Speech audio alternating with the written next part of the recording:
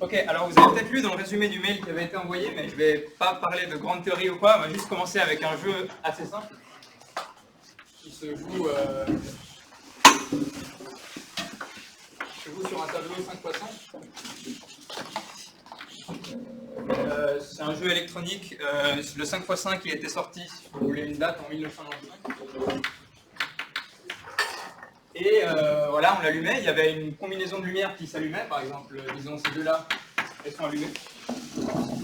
Et chacune de ces lumières, c'était un bouton, et on pouvait appuyer sur ce bouton, et ce qui se passait, par exemple, si on appuyait sur ce bouton-là, et il s'allume, et ses voisins aussi. Okay. Et on peut faire ça dans un coin aussi, il s'allume et ses voisins aussi. Et chaque fois qu'on appuie, ça va changer l'état de toutes ces lumières. Donc si j'appuie ici maintenant, ces deux-là ils vont s'éteindre, et ceux-là ils vont s'allumer. Voilà, ça nous donne une série de coups, ça nous donne un jeu, et on a envie de tout éteindre, d'où le nom du jeu et du séminaire. Okay.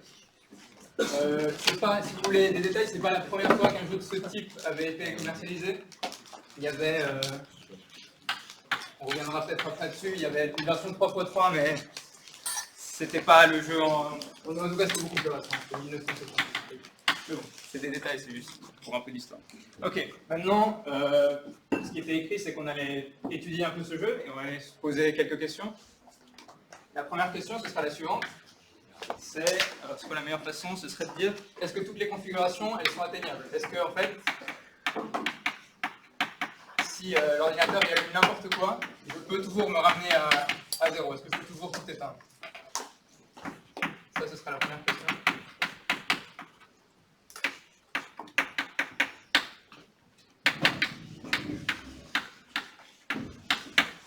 Ok, ensuite une deuxième question assez naturelle, c'est ok, si une position elle est atteignable, est-ce qu'il y a une seule façon d'y arriver ou est-ce qu'il y en a plusieurs?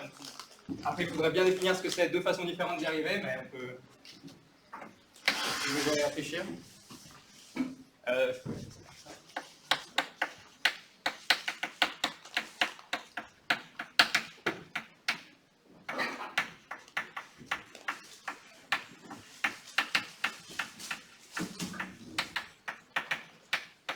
Et la troisième question, enfin, plutôt juste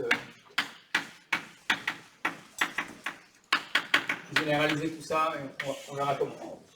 Ok, donc ça c'est un peu ce que je vais essayer de faire aujourd'hui, mais en vrai on va aller un peu, on va pas faire tout ça. Ok, je vais pas commencer par la 1, je vais pas commencer par la 2, ok, je vais commencer par la 3, on va juste généraliser déjà tout.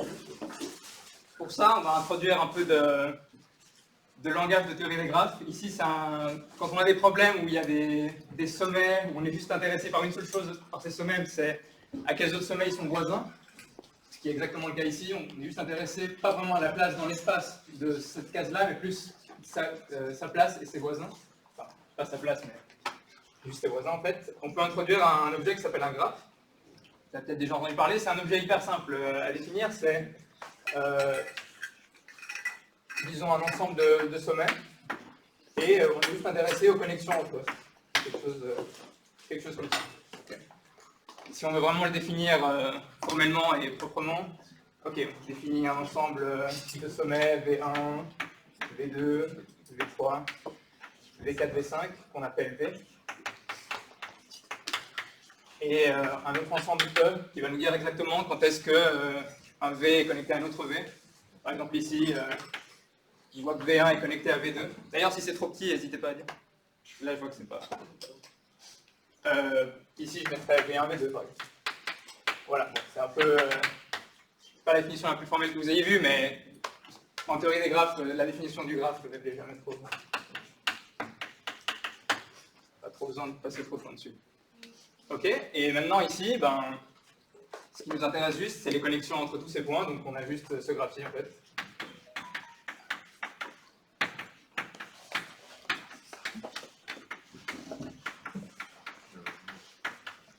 Je peux prendre un peu de temps. Mais...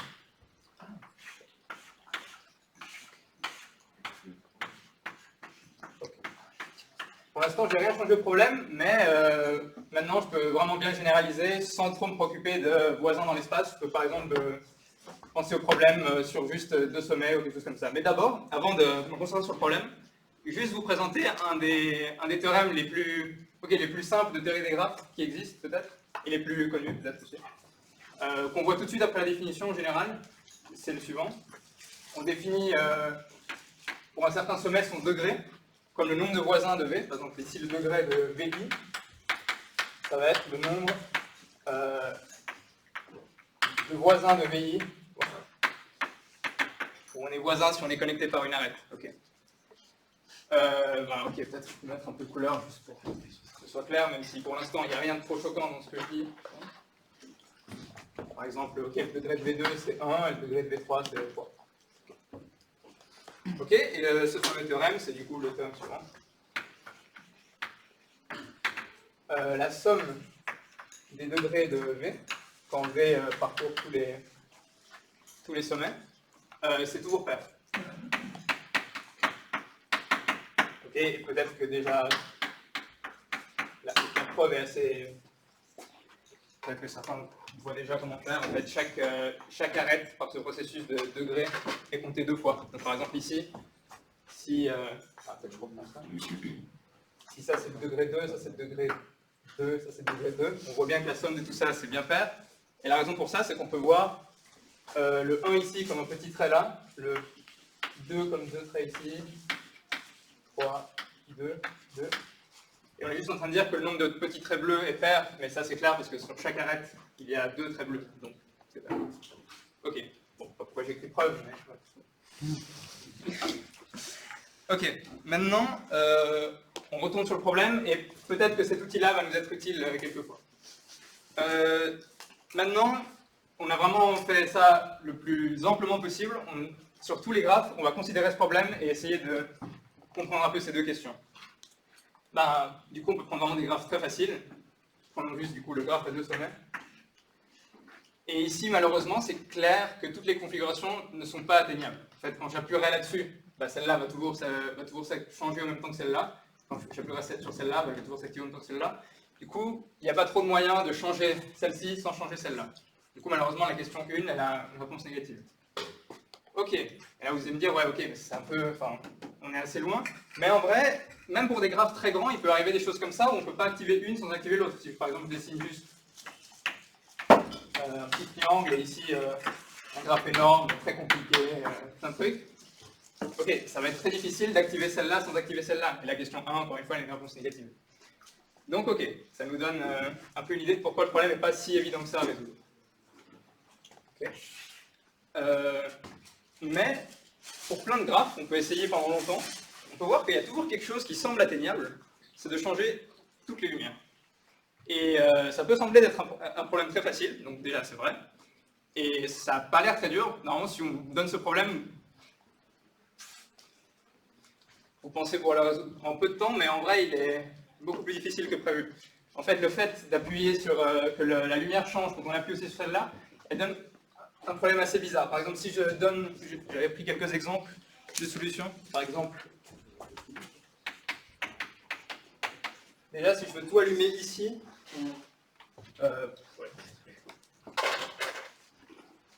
une solution ça pourrait être de changer celle-là et celle-là. Et on voit que tout a changé une fois. Ok, bon, ça va, c'était pas trop dur, pas trop asymétrique. Mais en fait, ce qui dérange un peu dans ce problème, c'est que il marche pas très bien quand on rajoute un sommet ou quand on change un tout petit peu le graphe. En fait, toute la solution peut changer. Par exemple, si on considère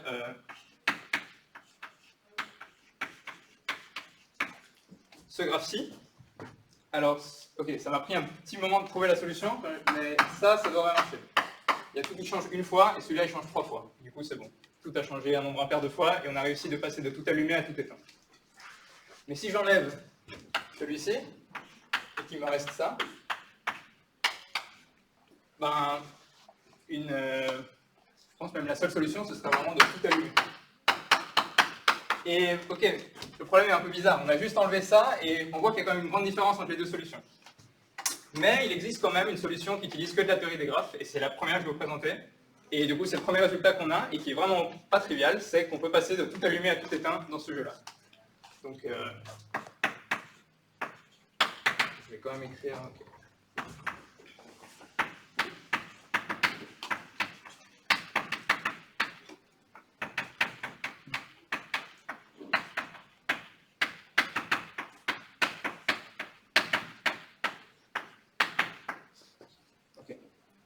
la configuration tout allumée est résoluble. Maintenant, une preuve, c'est pas la première preuve qui a été trouvée, mais c'est logique que je la fasse dans cet ordre-là pour ce séminaire. Elle a été trouvée, cette preuve, enfin la première trace qu'on a, c'est pas une preuve hyper compliquée, c'est pas des outils du 21e siècle ou quoi, mais elle est de 1929. C'est un peu vieux. Un peu. Ok, comment on peut faire ça? Alors, la preuve utilise une récurrence sur le nombre de sommets. Donc, on va dire qu'il y a n sommets. On va d'abord faire le kn égale à 1 pour être sûr. Mais ok, il n'est pas trop dur. Un graphe avec un seul sommet ressemble à ça, et pour l'allumer, on appuie dessus. Mais la récurrence est bizarre. La récurrence doit utiliser des trucs plus difficiles que juste quelque chose de local. La récurrence doit avoir quand même un petit côté global, on doit toucher à tout pour avancer. Et on va voir comment ça marche. Donc on va faire le pas de récurrence. On va supposer qu'on sait le faire pour n-1, et on va essayer de montrer qu'on peut le faire pour un graphe à n sommets. On va encore utiliser un autre outil. On va vraiment essayer de chercher le plus d'informations possible. On va supposer par l'absurde que qu'un graphe avec la configuration tout allumée qui est résoluble n'existe pas. Il existe un graphe où la configuration tout allumée n'est pas résoluble, et on va trouver une contradiction. Mais ce qui est bien avec ça, c'est que ça va nous permettre d'avoir un outil hyper fort. Donc je prends par l'absurde. Je prends ce graphe G qui n'est pas résoluble, de taille n. Donc voilà. Et pour chaque sommet que je prends en particulier, je peux juste regarder le sous-graphe de n-1 sommet qui est ici. Okay, et maintenant, je peux utiliser mon hypothèse de récurrence. Et c'est un peu bizarre, parce qu'on a du coup des arêtes ici qu'on ne regarde pas pendant un moment, on essaie de les oublier. Et on utilise l'hypothèse de récurrence ici pour arriver de tout allumer à tout éteint ici. Donc on a réussi à tout changer ici, mais le truc c'est qu'on n'a vraiment aucune idée et aucun contrôle sur est-ce que V, à la fin de ce processus, a changé ou pas. Mais ok, maintenant on peut remarquer la chose suivante. S'il a changé, on a fini. Parce qu'on a réussi à changer tout ça et tout ça. Du coup, comme notre graphe est censé pas fonctionner, on peut supposer que pour chaque V, faire l'hypothèse sur ce sous-graphe de taille n-1 ne va pas changer. Et ça, on va l'appeler l'opération XV, qui va changer tout, sauf V. Ok. Et ça, c'est hyper fort. Et maintenant, c'est quoi la chose globale qu'on va faire pour résoudre ce problème? Ben, on va voir ce qui se passe si on peut utiliser tous les XV en même temps. Donc, voyons ce qui se passe si on utilise tous les XV en même temps. Donc, disons XV1, après je fais la série pour XV1, je fais la série pour XVn-1 jusqu'à XVn. Ben, quand est-ce que V1 a changé? Ben, V1 n'a pas changé ici, mais il a changé tous les autres. V1 a changé n-1 fois. Du coup, on n'a pas résolu le problème, on l'a résolu dans un cas, dans le cas où n est pair. Oui. Est-ce que c'est n pair? Oui, parce que si n-1 est impair, n est pair. Du coup, si n est pair, c'est bon. On a juste à faire la série de trous de V1 jusqu'à Vn. C'est bon. Mais le cas impair est un peu tricky.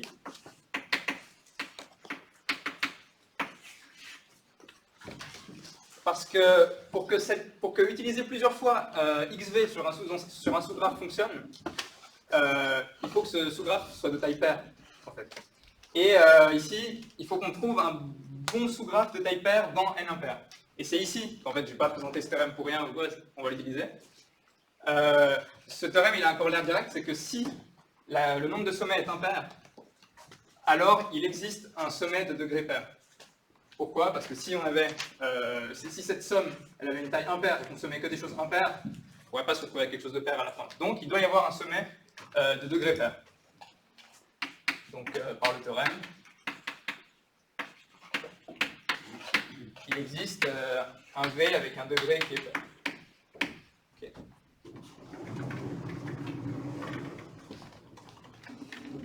Donc je prends. Voilà, ça c'est tous ses voisins et il me reste encore du monde. Mais pourquoi j'ai fait ça? Parce que si tous ces voisins sont en nombre pair, plus ça fait impair, le graphe est de taille impaire, toujours réécrit qu'on est dans le cas n impair. Alors ce sous-graphe-là, il est de taille paire. Donc si là-dedans il y a des W1 jusqu'à WR, ça peut être intéressant de regarder ce qui se passe quand j'active XW1 jusqu'à XWR. Donc, ok, il faut regarder pour chaque sommaire, parce que c'est pas, enfin, on change beaucoup de choses. W1 ne change pas ici, mais il change dans tous les autres. Et on sait que R est... Okay. Ici, il y a un nombre pair de sommaires, donc R pair. Donc W1 a changé ici un nombre de fois impair, et donc W1 a changé. On a réussi à allumer ça, allumer ça, allumer ça, mais tout le reste n'a pas changé, vu qu'on l'a changé un nombre de fois pair. Et maintenant, qu'est-ce qu'on fait? Est-ce que quelqu'un a une idée? J'ai réussi à allumer tout ça, mais il me reste ça à allumer. Comment je peux faire? Ouais, c'est fini. Okay. Et cette idée-là, elle n'est pas facile à avoir.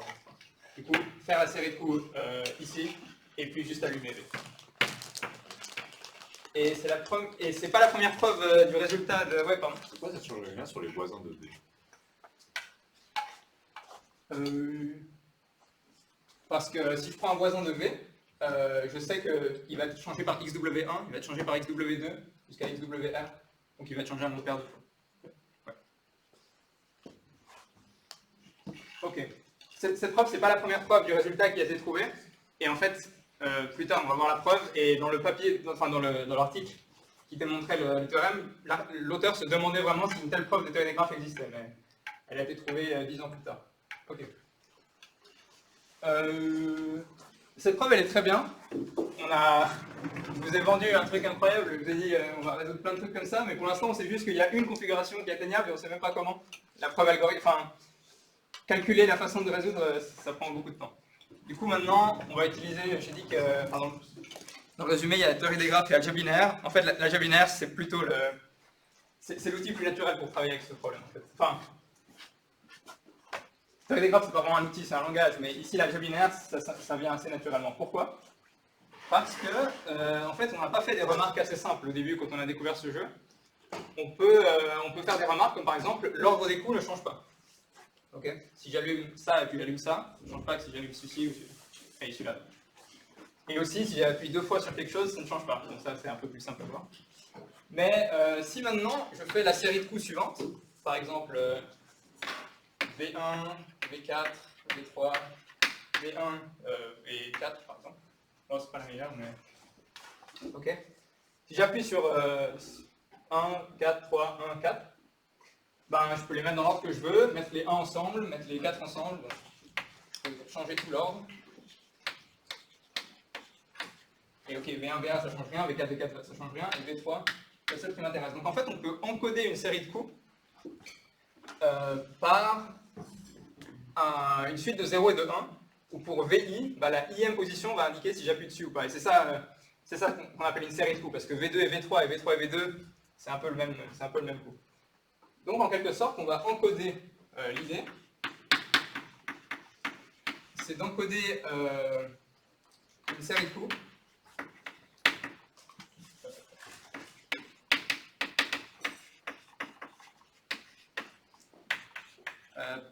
par N0, 1. Première coordonnée me dit si j'appuie sur 1, la deuxième me dit si j'appuie sur 2, ainsi de suite. Ouais, c'est vraiment mal écrit. Ok, juste un exemple pour être sûr qu'on comprend bien comment encoder ça. Si j'ai le graphe, ok là j'avais un bon graphe. V1, V2, V3 et V4. Alors, je peux encoder la série de coups, disons juste V1, je vais dire que ça va être ce vecteur-là. Et ce qui est intéressant maintenant, c'est aussi de regarder qu'est-ce que j'obtiens avec ce vecteur. Je vais aussi encoder ce qui a changé.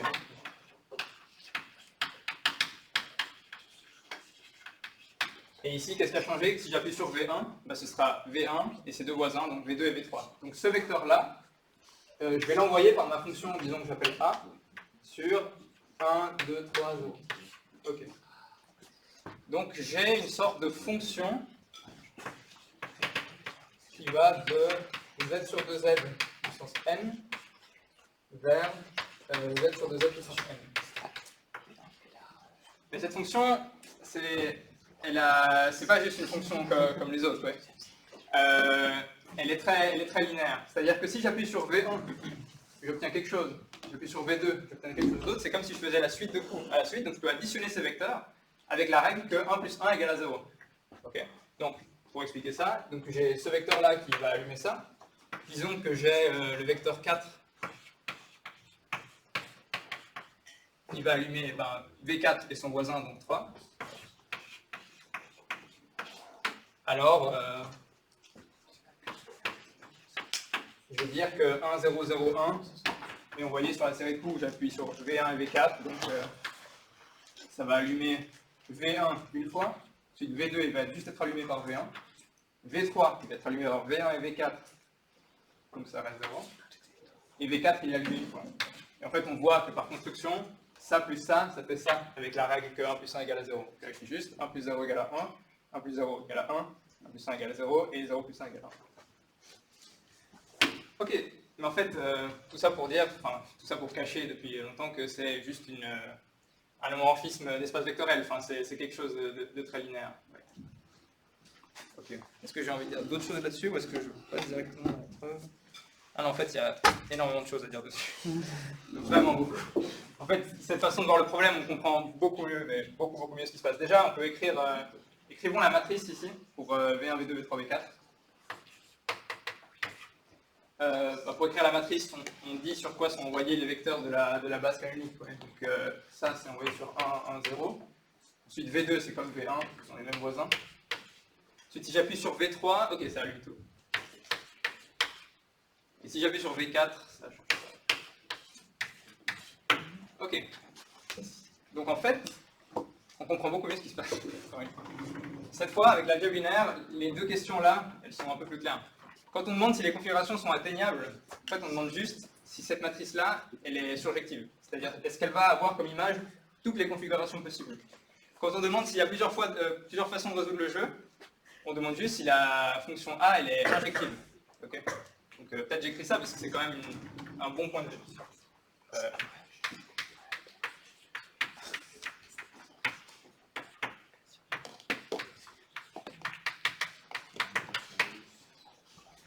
Ok, pour ça on a des bons outils. Mais c'est pas fini, il y a encore plein d'autres choses à dire. Pourquoi? Parce que donc, si je réécris ça, on est en train de se demander si l'image de A, c'est donc tout z sur 2z puissance n. Et si je réécris ça, on est en train de se demander si le ker c'est juste 0. Mais en fait, l'image de A et le ker de A, c'est des sous-espaces vectoriels.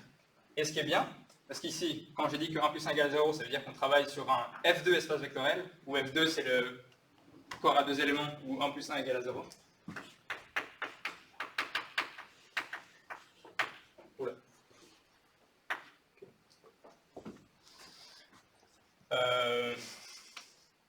Qu'est-ce que je disais? Ah oui, c'est les sous-espaces vectoriels. Et les sous-espaces vectoriels dans F2, ils ont une très bonne propriété, c'est qu'ils ont une très belle taille en fait. Pourquoi? Parce que si j'ai un espace vectoriel disons V qui est généré par les vecteurs E1 jusqu'à ED, comme mon corps il a juste deux éléments, ça ce sera toutes les combinaisons linéaires de ça.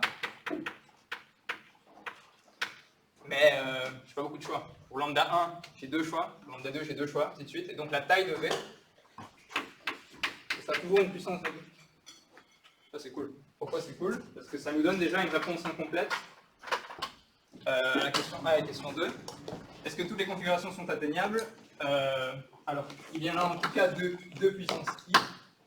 Et il y a plusieurs façons de résoudre le jeu. Alors, il y en a en tout cas 2 puissance K. Ok, bon, on avance tranquillement. Okay. Enfin, quand je dis en tout cas, ça pourrait être une. Est-ce qu'il y a encore quelque chose à dire? Ouais, bah en fait, ici, ce jeu 5x5, si on veut vraiment se concentrer sur celui-là, on peut résoudre la matrice. Bon, c'est un peu moche, mais disons que j'oublie quand même. On peut trouver des configurations telles que si on appuie dessus, ça retourne à 0. Donc ça voudrait dire que le ker, le noyau de A, serait pas trivial. Et donc, ce serait pas surjectif. Par exemple, on peut vérifier que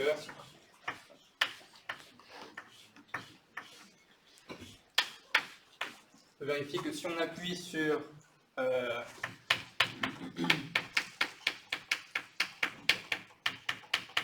ça, par exemple, celui-là, il est activé par là et là, celui-là est activé par là et là.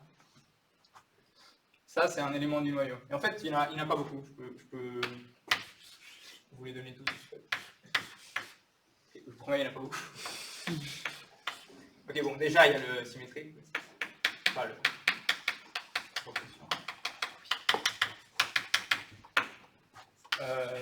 alors, il y a... Je vais le faire vite, celui-là. Il y a... Là, il est un peu technique. Il y a ça.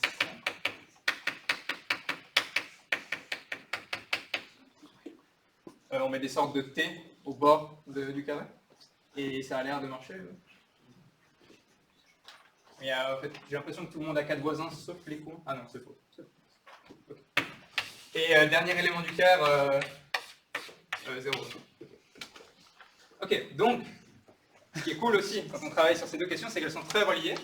C'est-à-dire que vous avez vu un théorème qui dit que si l'image est grande, le quart est petit, et ainsi de suite.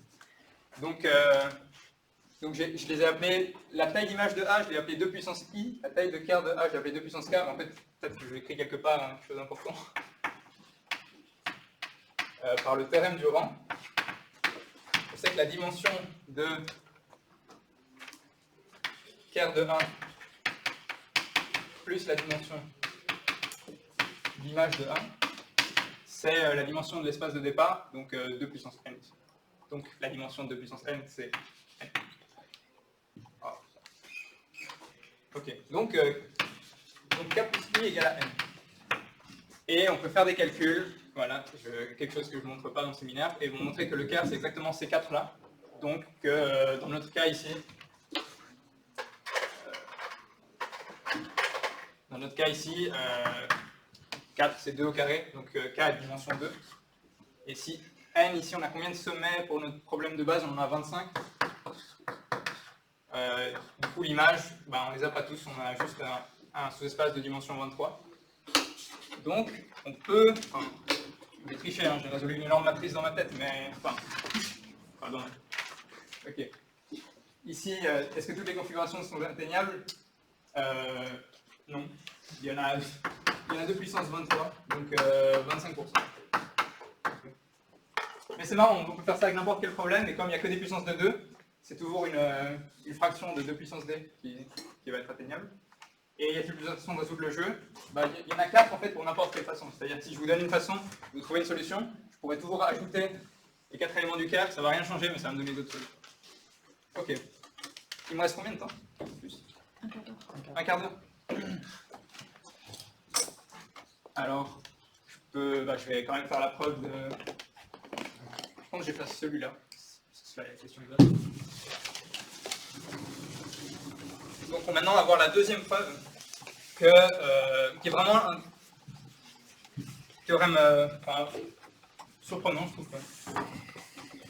Le théorème qui dit qu'on peut passer de la configuration tout allumé à tout éteint.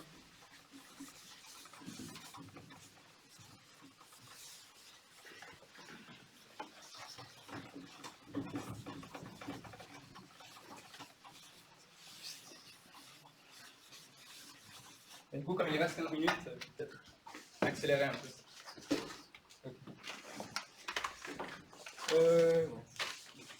Donc, on veut montrer qu'on peut tout changer. Donc, on veut juste montrer un truc, on veut montrer que le vecteur avec que des 1 est dans l'image de A. Donc ça, c'est pas vrai pour toutes les matrices. C'est quoi la propriété de notre matrice ici? Ah, je l'ai effacé. On avait des belles propriétés. Hein. Une propriété importante déjà, c'est que quand j'appuie sur quelque chose, je le change lui-même. Donc sur la diagonale, il n'y avait que des 1. Okay. Donc j'ai fait les propriétés de A. La diagonale de A, c'est que des 1. Et deuxième propriété cruciale, c'est que si V de 1 active V de 3, ça veut dire que V1 et V3 sont voisins. Donc ça veut dire que V3 active V de 1. Donc en fait, la matrice est symétrique. Et ici, je ne sais pas si vous vous rappelez, mais c'était très symétrique.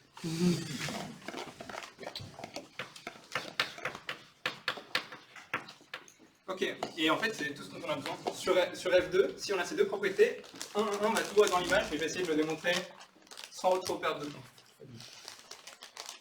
On aura besoin, déjà, ça c'est la première preuve de ce théorème qui a été trouvé en 1989.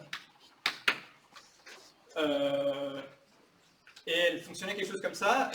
Donc on peut faire, comme toujours, une sorte de produit scalaire en prenant deux vecteurs, on l'a transposé, enfin, on prend deux vecteurs et on peut les additionner, enfin, produit scalaire habituel. Transposé de x fois y. Et le fait que la matrice soit symétrique, ça nous donne une propriété assez importante, c'est que si je fais le produit scalaire de ax avec y, ça c'est la transposée de ax fois y, mais la transposée, elle inverse le sens de multiplication quand elle se distribue, donc on a xt fois ay, maintenant on va associer, peut-être je passe ici, et ça c'est xt fois ay par associabilité, et donc c'est le produit scalaire de x et ay. Donc le produit scalaire avec cette matrice symétrique, il a la propriété que je peux la faire passer d'un côté à l'autre du produit scalaire, ce qui est quand même assez intéressant. Et une autre propriété, c'était quoi? C'était... Où est-ce que j'ai déjà tout fait? Bon, non, je crois que c'est bon. Maintenant, on va montrer ce résultat. En fait, peut-être que vous le connaissiez depuis le début, mais bon. C'est que si un vecteur... En fait, c'est la chose suivante. C'est que ker de A, en fait, c'est... que l'image de A, c'est exactement l'orthogonale de ker de A. Okay. Et ça, c'est assez cool, oui. La preuve, elle va comme ça. On prend un vecteur dans l'image de A orthogonale. Ça veut juste dire que pour tout x, AXY égale à 0. Maintenant, j'utilise la propriété d'en haut, ça veut dire que pour tout x AY égale à 0. Mais notre produit scalaire, il est pas dégénéré, en fait, il est très normal. Donc s'il y a un vecteur tel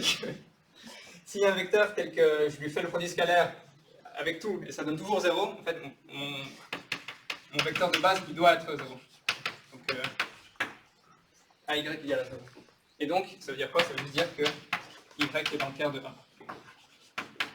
Mais ok, j'ai pas montré exactement ce que je voulais. Je veux en fait montrer l'orthogonalité inverse, mais c'est la même chose. Parce que l'image de 1, c'est l'orthogonale de l'image de 1. Et ça, c'est ker de 1.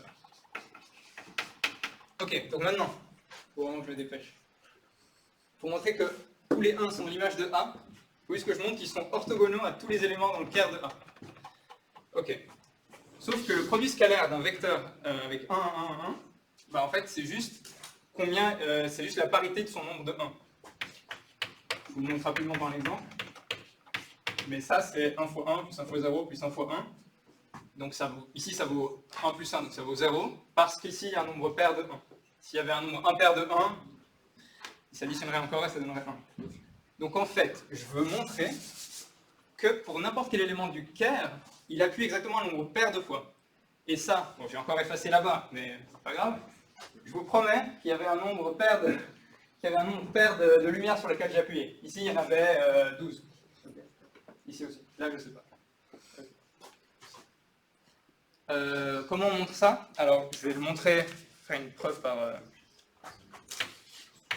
sorte de preuve par exemple, mais qui marche parfaitement.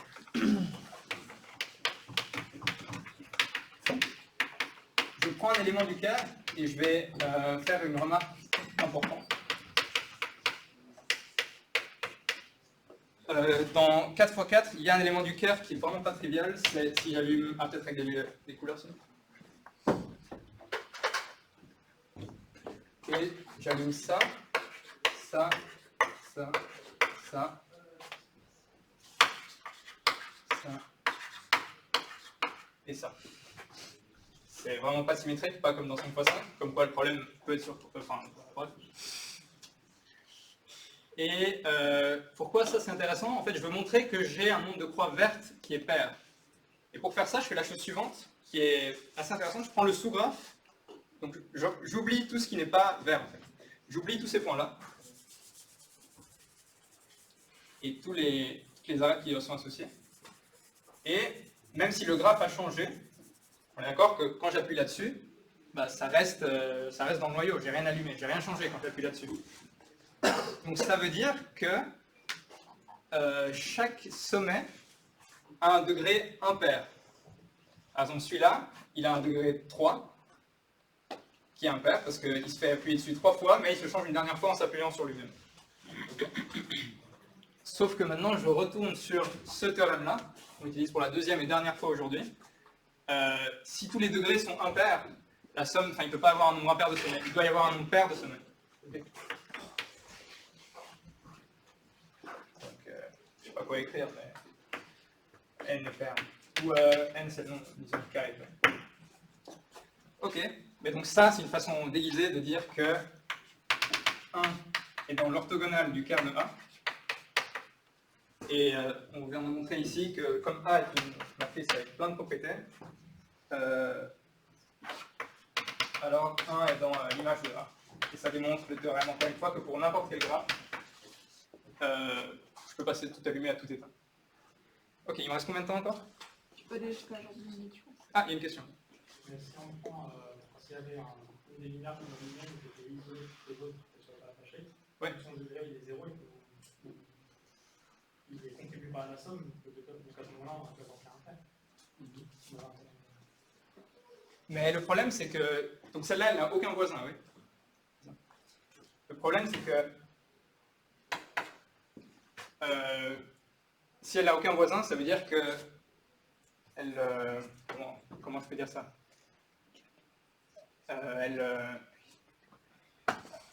Ok, il faut juste que je trouve une bonne façon de l'expliquer, mais...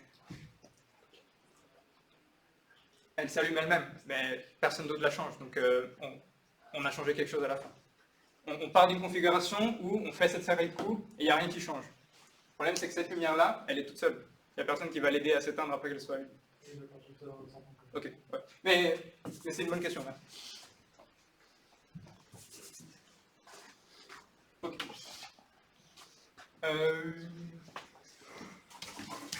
Bon, je peux parler très très rapidement de quelques remarques, vraiment très rapides. Déjà, on dirait que le problème que je vous ai présenté aujourd'hui, il est un peu moche sur des tableaux, parce que la matrice est énorme et elle n'a pas l'air d'avoir des grandes propriétés. En fait, ça va. Elle est moche, mais pas tant que ça. C'est-à-dire qu'on peut calculer, pour des carrés qui sont, où toutes les configurations sont atteignables, où donc le noyau est trivial, on dit que c'est un graphe qui est universellement résoluble. Et il y a des tableaux qui sont universellement, des tableaux carrés comme ça qui sont universellement résolubles. Et une façon de le vérifier, et même des rectangles on peut le faire, c'est d'introduire un certain nombre de... Ok, je vais essayer de vraiment mettre le moins de détails possible, mais juste vous donner un aperçu de... On peut encore travailler avec des outils comme le polynôme caractéristique qui va aider, avec des polynômes de Fibonacci, qui fonctionnent un peu comme des polynômes, comme les nombres de Fibonacci, définis par récurrence, etc. On définit rapidement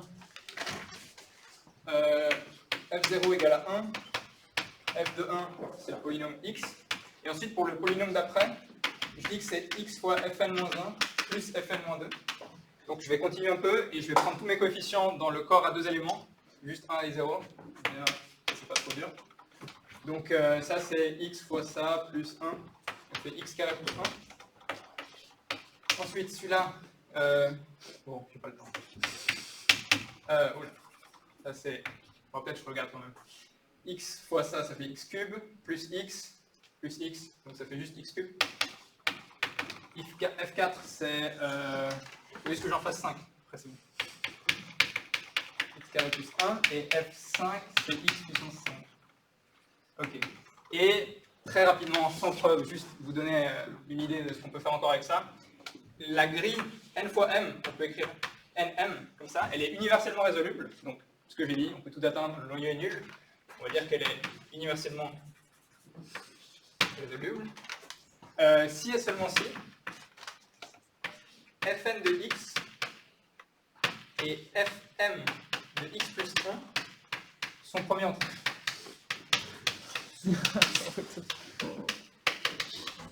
Et ok, on peut vous dire d'autres choses. les polynômes de Fibonacci, donc ici avec deux éléments dans le corps, avec l'indice qui est 2 puissance R moins 1, c'est juste x puissance 2 puissance R moins 1. Donc c'est pour ça que je voulais juste rapidement... Enfin, non, ça marche pour 3, ça marche pour 1, ça marche pour les 2 puissance R moins 1. Et c'est facile de voir que quand n et m sont des 2 puissance R moins 1, ça c'est vrai, vous pouvez le vérifier quand vous voulez. Ça voit des polynômes premiers entre eux. Donc en fait, le graphe 2 puissance R moins 1, 2 puissance S moins 1, il est toujours universellement résoluble. Je voulais juste vous dire. Et donc, la première version du jeu, en fait, elle est universellement résolue, mais ils ont eu la mauvaise idée de sortir une deuxième, et celle-là, elle n'est pas universellement résolue. Ouais. Ok, et très rapidement, un truc très rapide. Et après, 5 bonnes minutes. 5 ouais. Ah bah c'est large, très large. Un truc tout court, mais qui est, enfin, que je trouve sympa.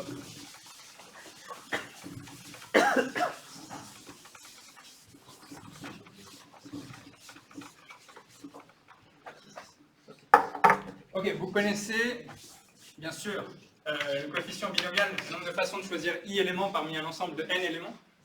Et avec ça, on peut faire un joli triangle de Pascal.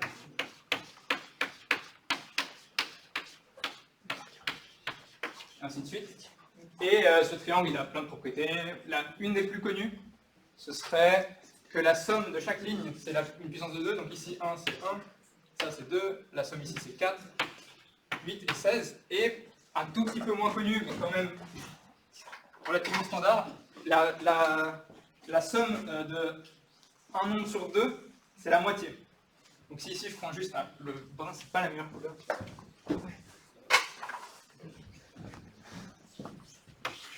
Si j'entoure un nombre sur 2, la somme vaut la moitié. Et ça, une fois sur 2, c'est évident, je suis désolé. Une fois sur 2, j'ai juste pris, sur cette ligne-là, 1 et 3, ça fait 1 plus 3, ok. Mais sur une ligne sur 2, c'est pas du tout évident. Pourquoi est-ce que 1 plus 6 plus 1, c'est la même chose que 4 plus 4? Ça, c'est pas clair. Okay. Y a plein de preuves standards de ce résultat, mais je voulais juste montrer une preuve qui utilise ce qu'on a vu aujourd'hui. On prend le graphe à... Ok, déjà juste l'écrire algébriquement. Juste pour écrire un truc un peu pour moi. La somme de k va de 0 à n, de n puissance k. Ça fait 2 puissance n, c'est le résultat à droite. Mais si je dis que k doit être pair, ça fait la moitié, donc 2 puissance n moins 1. Ça, c'est ce que je vais montrer. Et pour montrer ça, on peut prendre un graphe n complet. Tout est connecté. Et vous allez me dire, c'est vraiment pas intéressant. Parce que j'appuie sur quelque chose, j'appuie sur tout. J'appuie sur quelque chose, je change encore tout. Ok, c'est vraiment nul. En fait, l'image, elle est très facile à décrire. Avec ce genre de coup, soit je vais tout atteindre, soit je vais rien atteindre. Parce que c'est le seul coup qui est à ma disposition. J'appuie sur quelque chose, je change tout. Du coup, ici, c'était quoi? I, c'est égal à 2. Ah, 1, ouais. Parce que 2 puissance 1, ça fait 2. Et on a vu que le théorème du Rand disait que K n'avait pas le choix. Il devait être n-i, donc n-1. Donc, la taille du kerr de A, ce jeu-là, c'est 2 puissance n-1. Maintenant, c'est quoi le kerr de A? C'est quand j'appuie sur rien, ou c'est quand j'appuie un nombre, enfin j'appuie 2 fois, on s'en fiche sur quoi j'appuie 2 fois. J'appuie un nombre pair 2 fois en fait. Et on peut voir que ça c'est exactement le nombre de sous-ensembles de taille paire parmi n éléments. Et bon c'est en fait c'est exactement ce qu'on peut. Ok, c'est juste une petite anecdote, voilà. Et c'est fini. Si vous avez des questions, n'hésitez pas.